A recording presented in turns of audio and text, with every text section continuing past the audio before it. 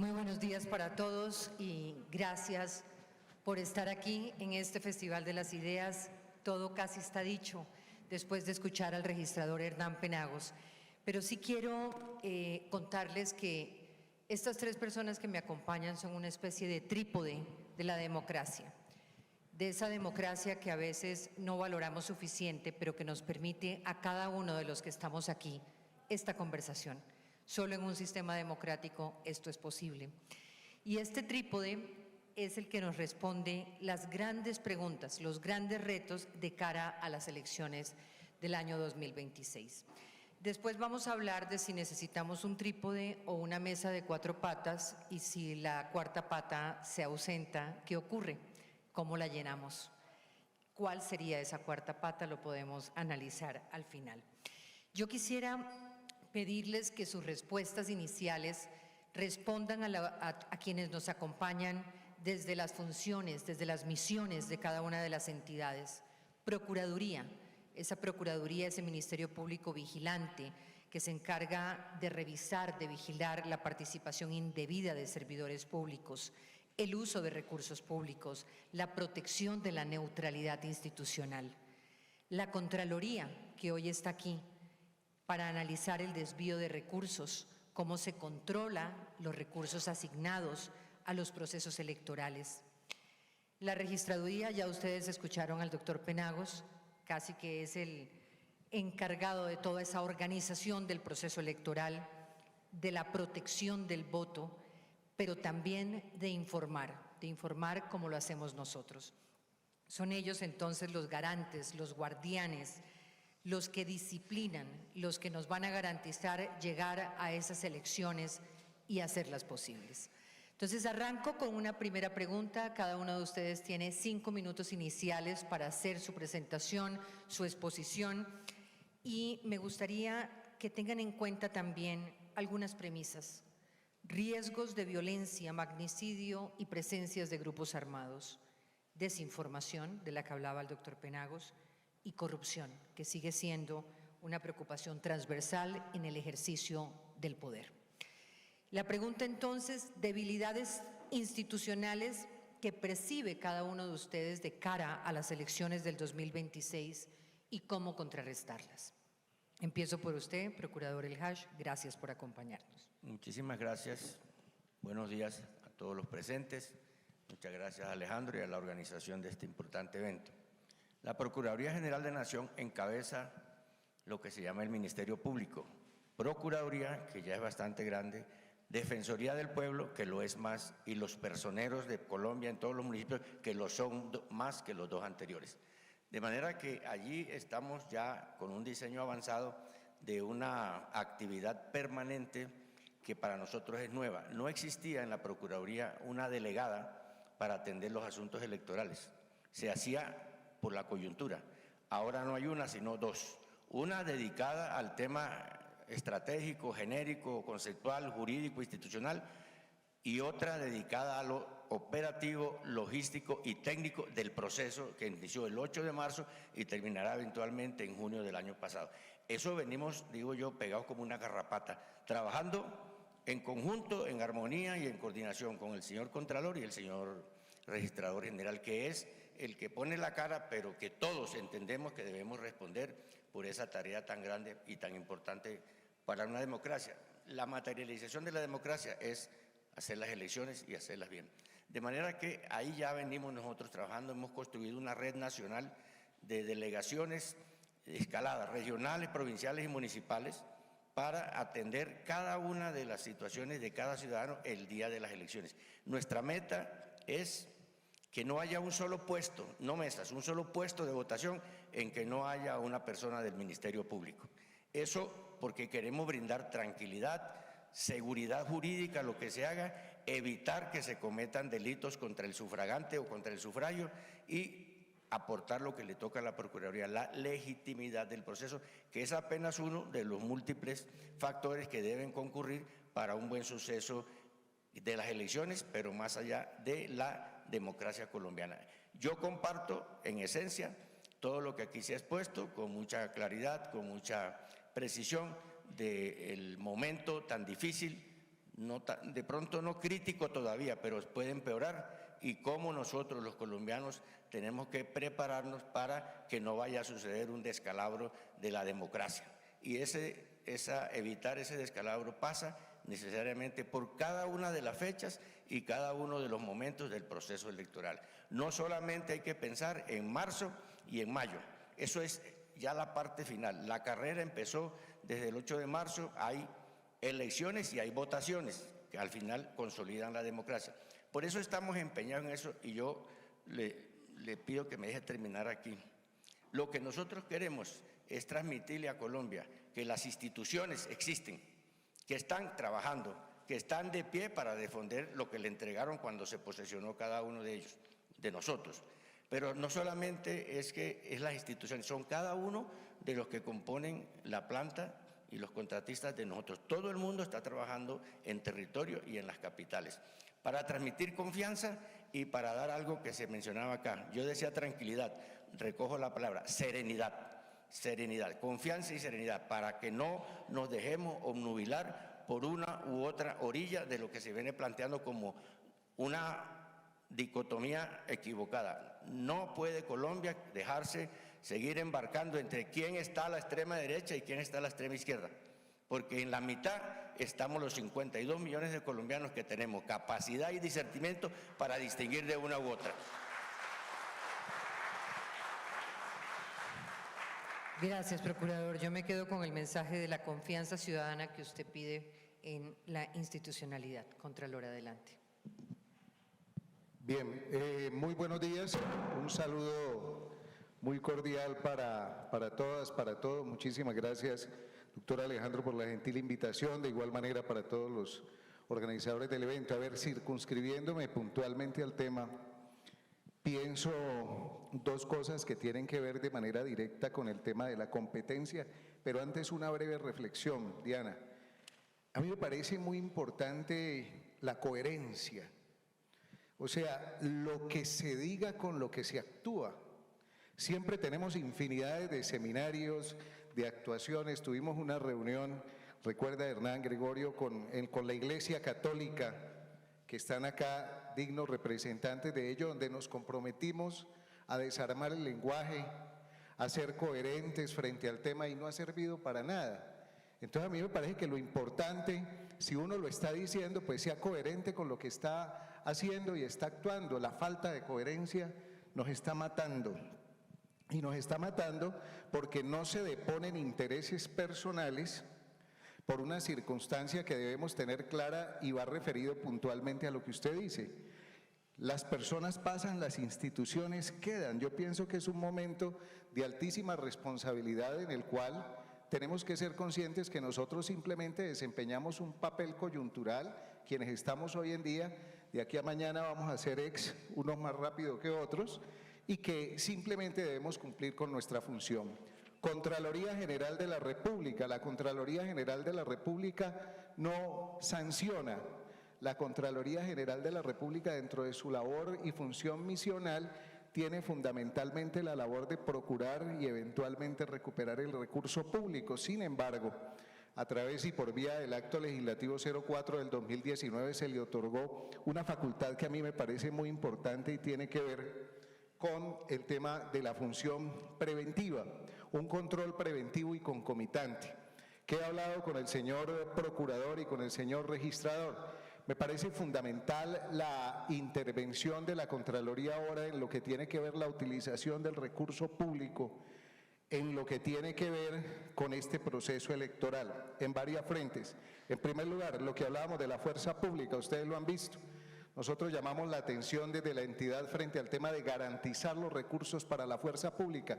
Entendemos que tenemos dificultades desde el punto de vista presupuestal, pero esa es una prioridad, garantizar los recursos de la fuerza pública para que esto se pueda llevar en tranquilidad y que ellos puedan tener la posibilidad de poder realizar, lógicamente, toda esta fase de garantía. Garantizar los recursos para la registraduría. Usted lo sabe, registrador, hemos estado acompañando todo el proceso en lo que tiene que ver frente al desempeño que de manera gradual lo está haciendo, frente al desembolso que deben hacer Hacienda para que ello se garantice. y se deba realizar de eficaz y de eficiente forma. Y algo que han tocado aquí que es muy importante y sobre todo tiene que ver con el tema técnico de las cifras. Yo procuro no entrar en debate y ser profundamente respetuoso. Una cosa que también nos está matando paralelamente a la falta de coherencia es el irrespeto. Se puede disentir, pero se puede disentir y contradecir con respeto. Nadie está diciendo que nos tenemos que colocar todos de acuerdo en una misma eje o en una misma circunstancia, pero sí debe existir, tratar de procurar no caer en la descalificación. Flaco favor se hace cuando se pretende desinstitucionalizar, restarle credibilidad a la registraduría, restarle credibilidad a la procuraduría. Aquí lo vieron ustedes, el registrador ha venido adelantando un proceso serio, un proceso coherente para darle credibilidad. Me parece que todos debemos aceptar esas reglas del juego, y en lo que tiene que ver con la Contraloría, flaco favor cuando usted coge una parte de las cifras y las utiliza para instrumentalizar lo que le conviene desde su punto de vista. Qué bueno analizar los informes en su totalidad y los aspectos son netamente técnicos. Entonces, la invitación que quiero hacer desde la Contraloría es a la no politización e instrumentalización para desinstitucionalizar, y que precisamente eso para lo único que va a servir es para crear caos, para generar desconfianza y en últimas para desestabilizar el sistema. Muchísimas gracias. Gracias.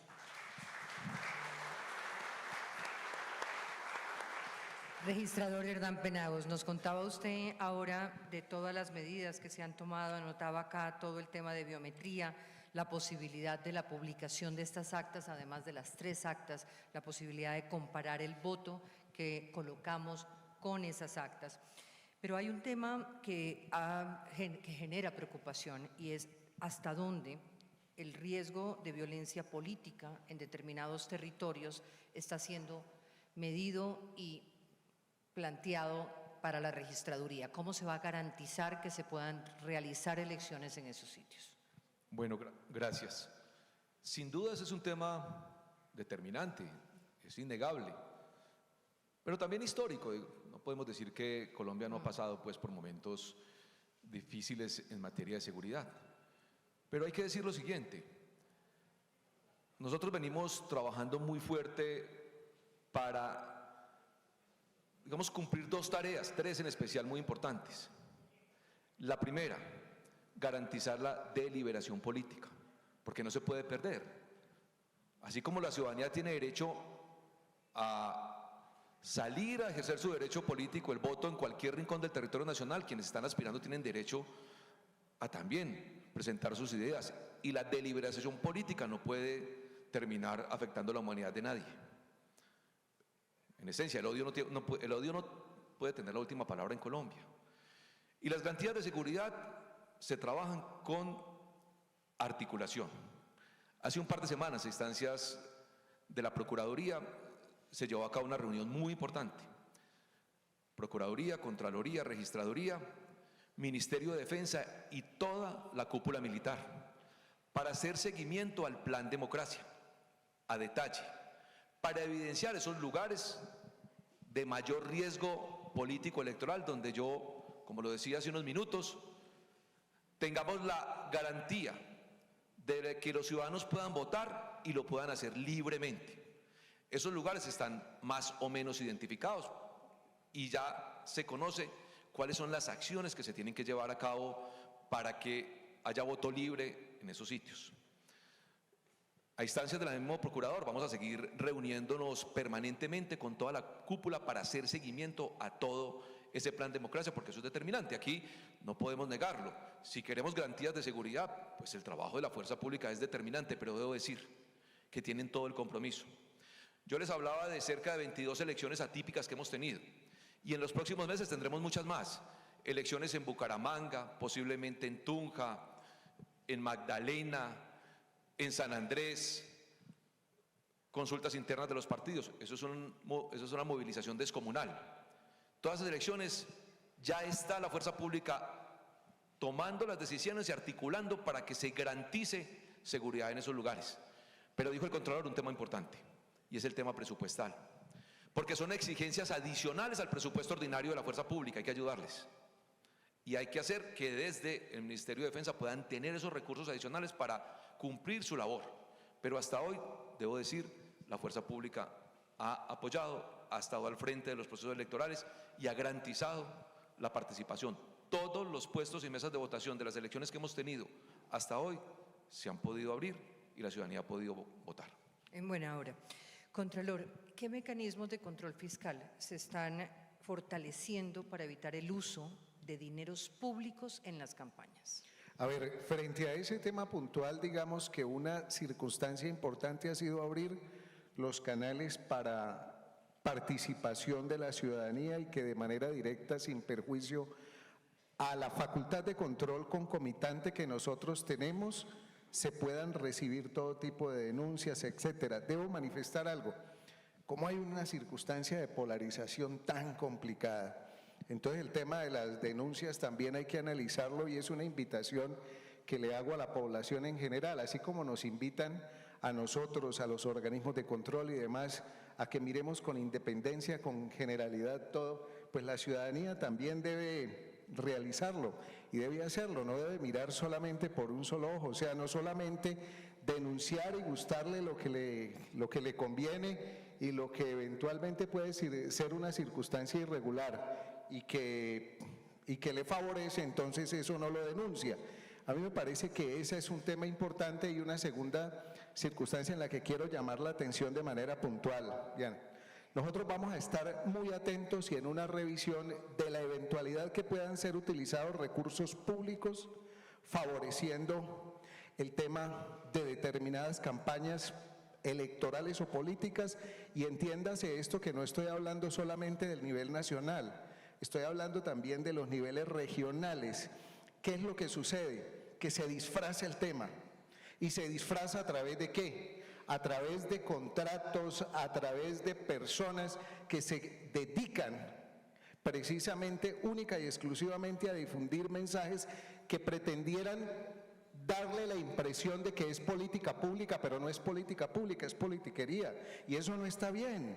A mí me parece que si nosotros estamos hablando de que se van a otorgar garantías, se debe trabajar con la verdad, pero además de deberse trabajar con la verdad, también de igual manera, reitero, debe ser coherente. Y termino diciéndole esto, Diana, para mí es muy importante y para nosotros y para todos la labor conjunta con la Procuraduría. Y de verdad lo hablo porque la Procuraduría sí tiene la capacidad sancionatoria y la capacidad preventiva de solicitar suspensión en un momento determinado. Hoy quiero notificarle de verdad al país que no les quepa la menor duda del trabajo armónico que va a haber con la Procuraduría General de la Nación de ello, y que cualquier tipo de actuación de esas se la vamos a notificar a la Procuraduría para que se tomen las acciones pertinentes. Pero si estamos hablando de un proceso de garantías electorales que tenemos que sacar adelante con unas reglas claras y con unas reglas de juego precisamente determinadas, vamos a convocar para que nos coloquemos de acuerdo en esas reglas. Y una vez después de habernos colocado en claro en esas reglas, tendrá que aceptarse el resultado, sea cual sea, favorézcame o no me favorezca mis intereses, y pienso que eso sí es realmente contribuir al periodo de institucionalización. Procuradora, arranco por preguntarle, ya no es un trípode, es una mesa de 4 patas y nos falta una. ¿Cuál es esa pata que usted necesita para poder realizar un trabajo más completo, cada uno de ustedes? Si se tratara, ¿Y qué le pediría? Si se tratara de la pata de la mesa institucional, evidentemente aquí falta la Fiscalía General, porque al final todo lo que se denuncie como delito electoral o contra el elector termina en, si son funcionarios públicos, Contraloría y Procuraduría, y si son particulares, la Fiscalía, y ese es un complemento muy importante e indispensable. Permítame que yo haga una cuñita. Lo que decía nuestro amigo el registrador Hernán Penagos sobre las posibles causas de violencia que nos las redujeron al 4% del territorio, no 860 municipios, sino el 4% del territorio que es manejable y que se comprometieron las fuerzas a controlar. Pero hay otra violencia más grave, que es incontrolable, que es la violencia ética, la compra de voto y la corrupción al elector. A esa también tenemos que apostarle y a ese tipo de violencia ética también vamos a perseguir. La cuarta pata, diría yo, pero entonces la tabla de la mesa es, digo yo con todo respeto y cariño, son los medios de comunicación y la comunicación en general, porque son los que aglutinan y transmiten, velan porque cada uno de nosotros, incluyendo la otra pata, una pata más fina, hagamos bien las cosas. Y eso, pero también ayudarnos a llevar el mensaje. Lo vienen haciendo denodadamente, no, antes al contrario, nos quedamos cortos cuando nos piden qué le vamos a llevar a la comunidad. Yo creo que esa tabla de arriba de la mesa es la comunicación en general, pero empezando por la parte que funciona, que son los medios de comunicación. Y aquí estamos para eso, para ayudar a blindar en lo que podamos esa manipulación, evitar esa manipulación y sobre todo digital en el proceso electoral. Su cuarta pata, registrador. Bueno, yo lo he venido diciendo. Y el mensaje es el siguiente: hay que entender que un proceso electoral exitoso es compromiso de todas las entidades que hacen parte del Estado colombiano. Todas, sin excepción, tienen que contribuir a eso. Ninguna se puede quedar al lado. Si fuera uno más retórico, podría decir que de la sociedad en su conjunto, pero eso no, digamos, es lo que quiero dejar como mensaje. Todas las instituciones, deben estar todas. El Poder Judicial haciendo su tarea de control, que lo tiene. Acudo aquí al argumento que ya se planteaba, la Fiscalía, importante. El Gobierno Nacional, claro que tiene tarea.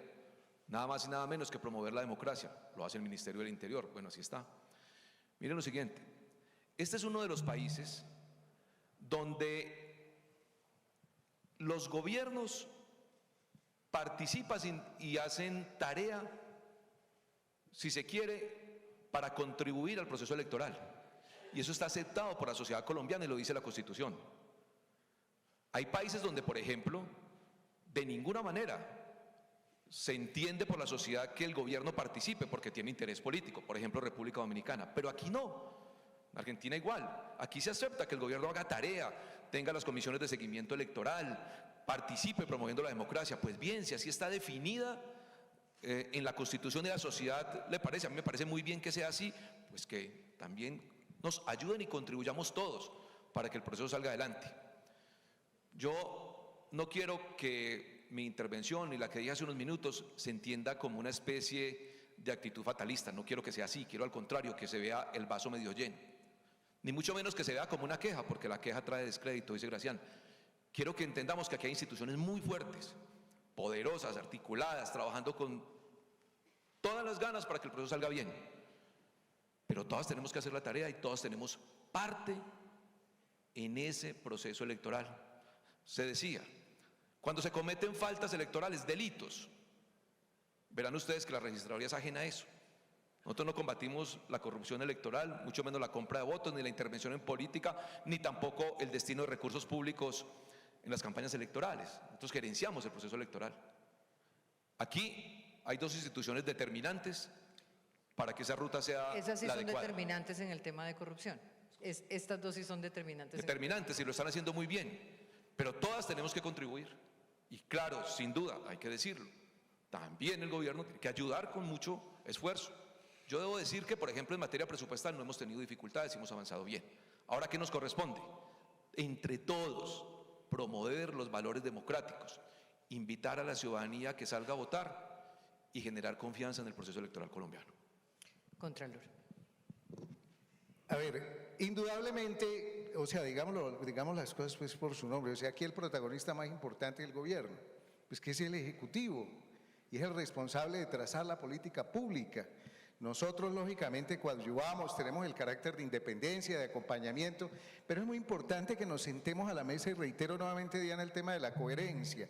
Mire, flaco favor se hace cuando uno tiene determinada observación respecto a una dificultad, respecto a algo, salir a decirlo públicamente, sin antes haber verificado y habernos sentado a conversar en una mesa.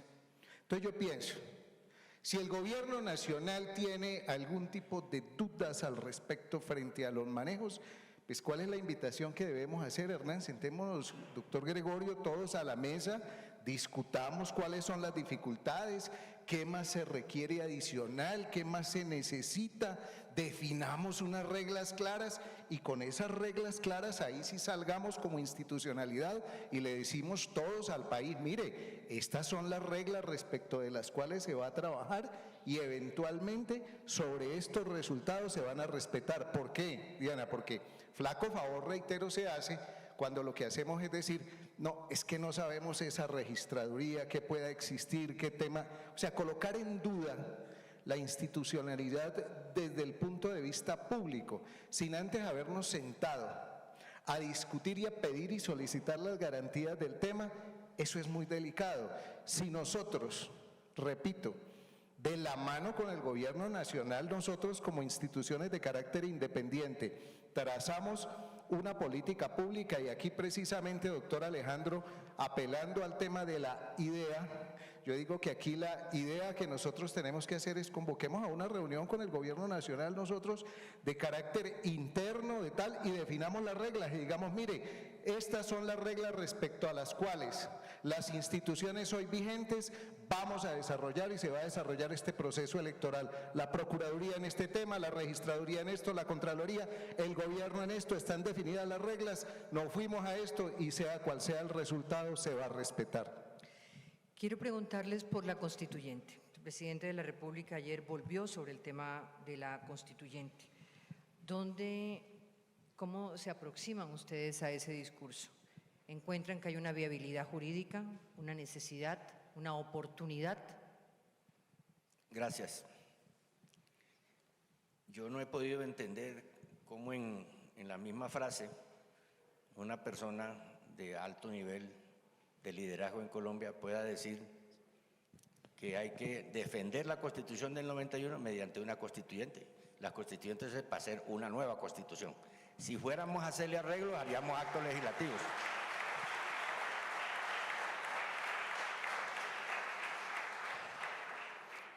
Pero supongamos que fue un lapsus mentis. Eso fue en otro país. Para convocar y hacer una Asamblea Nacional Constituyente que termine exitosa se necesita mínimo año y medio. Año y medio que si se hace ahora en esta legislatura, dudo yo que haya una mayoría que además sería calificada para aprobar una convocatoria a una Asamblea Constituyente en medio del proceso ordinario electoral que es el que va a renovar los poderes. Eso es un contrasentido lógico e histórico.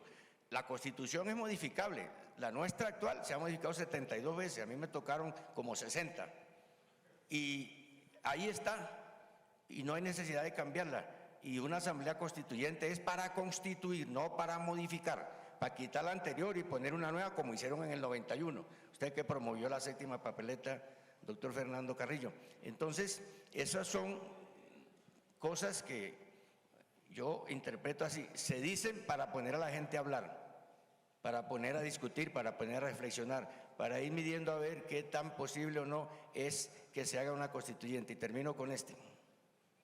Si no se pudo con la convocatoria a la consulta popular, si todos los pasos que se fueron dando resultaron negativos a esa noble y altruista idea de hacer una consulta popular, si cada uno de los órganos que participamos, yo también lo hice, señalamos que la negativa en la plenaria del Senado estuvo bien tramitada, como estoy diciendo hoy que la pensional también fue bien tramitada y que las actas no hacen parte del trámite legislativo y no se puede exigir una acta ya aprobada en una sesión posterior para darle validez porque ya las pruebas están, yo mismo las hice llegar al proceso de la pensional. Lo digo públicamente porque me pronuncié ayer con eso.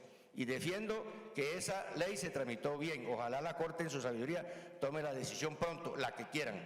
Pero volvamos al tema de la constituyente. Si no fue posible una consulta popular, que es una entidad menos compleja, mucho menos va a ser posible. ¿Por qué? Porque la gente no quiere, porque Colombia en general se ha manifestado que eso le da aburrimiento, que está expectante de unas soluciones más próximas, más de carne y hueso, más profanas si se quiere, sí, más del día a día, como por ejemplo el orden público. El primer problema que la Procuraduría y el Procurador identificamos como más complejo es el de la seguridad. Si no tenemos seguridad, no va a haber elecciones como en el ideal señala, pero seguridad vamos a tener. Ahorita les quiero transmitir una idea antes de terminar para que a ver si nos apropiamos de ella y le metemos a los colombianos esa idea. Adelante, de una vez. La misma, bueno.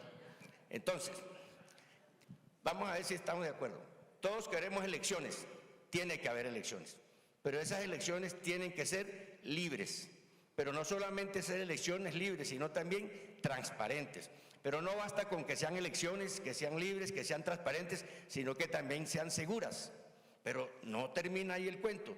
Las elecciones tienen que ser elecciones, que sean libres, que sean transparentes, que haya seguridad de hacerlas y que sean oportunas en el momento en que la ley señala, sin correr un solo instante el calendario electoral. Pero ahí no termina. Quiero proponerle a los colombianos que trabajemos en esto, que todos estamos de acuerdo en que tiene que haber elecciones, que esas elecciones tienen que ser libres, que tienen que ser libres y transparentes, que las elecciones libres y transparentes tienen que ser seguras, que además de ser elecciones libres, transparentes y seguras, sean oportunas y lo más importante, que sean elecciones, que sean libres, que sean transparentes, que sean seguras, que sean oportunas y que se respeten los resultados de la urna que la Contraloría la registradora nos dirá. Todos esos, sin que falte ninguno en esa cadena de la defensa de la estabilidad democrática. Gracias, doctor El Haj. Lo escucho, Contralor. La constituyente. A ver, yo diría que suscribo lo manifestado por el señor Procurador General de la Nación. Mire, nosotros tenemos una constitución, me parece, doctor Fernando, ahora que apelaba el señor Procurador frente al tema, que incluso aún a hoy está en pleno desarrollo. Usted sabe que los periodos y el desarrollo normativo y constitucional demora siglos, años para poderse hacer, y tenemos una constitución que es importante y una constitución garantista, ¿sabe? Y me excusan, voy a colocar un ejemplo. Por ahí en algún país, como señalaba el procurador, en otro país, llegó a presentarse una dificultad desde el punto de vista procedimental frente a la elección del Contralor General de la República. ¿Y cómo le parece que el Consejo de Estado, una sección del Consejo de Estado, determinó que por vicios de forma, eventualmente, que se cometieron, debía repetirse la elección? El ciudadano consideró de que eventualmente pues sus derechos, debido a que eran circunstancias de forma, debía apelar y realizar los temas y acudió a la institucionalidad. Y fue ya no desde el punto de vista procedimental, sino respetando la decisión judicial del Consejo de Estado, apelar a un tema de sus derechos y apeló ante la Corte Constitucional, y la Corte Constitucional tomó la determinación, volvió nuevamente y terminó de ejercer su cargo. A mí me parece que esos son temas que permiten demostrar que estamos en un Estado completamente garantista. Los fallos y las decisiones judiciales hay que respetarlas. Uno eventualmente puede compartirlas o no compartirlas, agotar las instancias que tiene, pero creer en nuestra justicia, y en aras de ello pienso que tenemos unas instituciones sólidas, y dentro de ese marco, reitero, no restarles credibilidad, no pretender debilitarlas, porque cuando se pretende debilitar la institucionalidad, lo único que queda es el caos, y pienso que el caos no nos interesa absolutamente a nadie, sino preservar y colocar por delante los intereses de la sociedad, que es lo que verdaderamente refleja el concepto de democracia. Doctor Penagos. Pues debo responderle como registrador. La Constitución política establece la forma y la manera como se convoca una asamblea constituyente. Artículo 376 constitucional. Por ley de la República, aprobada por mayoría de ambas cámaras. Pues veremos si ese propósito y esos términos y esos procedimientos se cumplen. Es eso, cumplimiento de la Constitución y la ley. El orden constitucional debe seguirse. Y bueno, cualquier otra invitación en un otro sentido, pues habrá que entenderla si se quiere. ¿Qué es lo importante? Pues que todos estemos dentro del marco del Estado de derecho, que todos siempre, cuando acudamos a cualquier solicitud, cuando propongamos cualquier acción jurídica, pues cumplamos la Constitución de la ley. Ya voy con el público para que empiecen a calentar motores. Me queda una pregunta al procurador. Usted viene del seno del Congreso. Digámosle algo al oído a Lidio García, ya que no lo tenemos aquí con nosotros.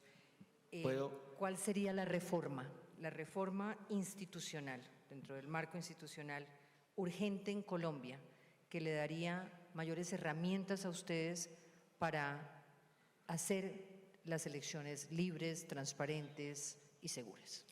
Para mi persona, procurador, procuraduría y jefe del Ministerio Público, creo que las herramientas están dadas allí, hay es que utilizarlas y tener cómo utilizarlas, que ya estamos previendo. Les dije, quiero que no haya un solo puesto de votación en Colombia de 14.000 y pico que no haya alguien del Ministerio Público, personeros, Defensoría y Procuraduría.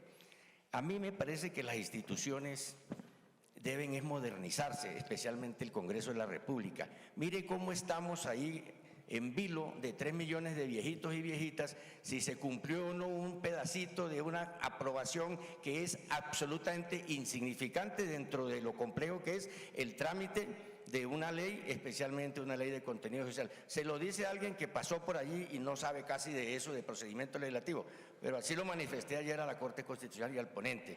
Hay es que hacer, por ejemplo, un Congreso más ágil, unos procedimientos más breves, sin tanta hendidura en medio del camino, sin que las decisiones básicamente tomadas sean susceptibles de irlas a cambiar o variar en el camino. Si llegamos un poco a la modernidad, ni siquiera la posmodernidad, la modernidad en las instituciones, si el Congreso, que es la cabeza de la democracia, se robustece, se pone juicioso a hacer su tarea, a hacer el control político, que es la tarea más importante. Miren, le voy a poner un ejemplo que yo les decía a unos congresistas de las comisiones terceras y cuartas.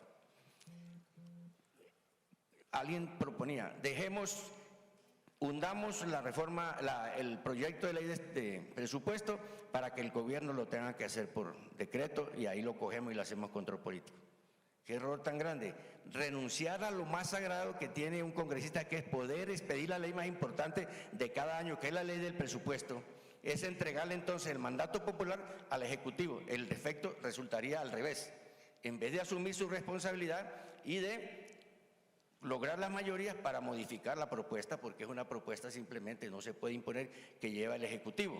Entonces, ahí es donde se distorsiona. ¿Por qué? Porque no está el principio de la democracia, del bien común, del interés general, sino, como me decía alguien cuando estábamos entrando, que en la política en Colombia ya no hay principios, sino intereses. Y eso perturba y pervierte el deber que tiene que cumplir la institución. Yo no señalo a nadie en particular, pero institucionalmente sí es bueno que Colombia piense, empezando por los propios congresistas, en una modernización de su funcionamiento, no de la silla, ni de los pupitres, ni de los computadores, ni de los carros, de la institución. Muy bien.